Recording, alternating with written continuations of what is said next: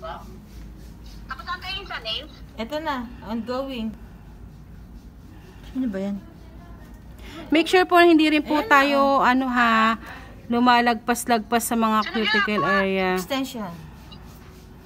Builder. And then, kuha po kayo ng tamang amount. Si trainer. Tapos, yan ma'am. Pansinin niyo ma'am, hindi ko dinidikit po yung brush ko, di ba? Hinahawi ko lang po siya. Okay? Tapos, habang ginaganyan ko siya ma'am, nagsi-self level na po yan. Kasi pag diniinan ko yan ma'am, di mapa-flat doon. Paano po siya magsi-self level? Ayan, no? Nakikita niyo ma'am sa gilid. Yes.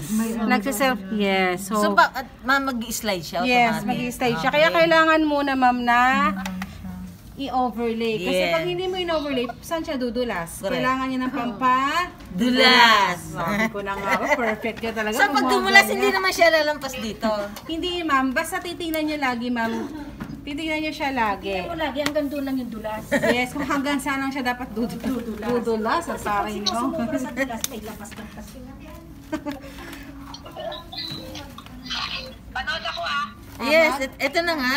Ayan, nakikita niyo na. It's kailang. ongoing. Buti inabot niyo builder.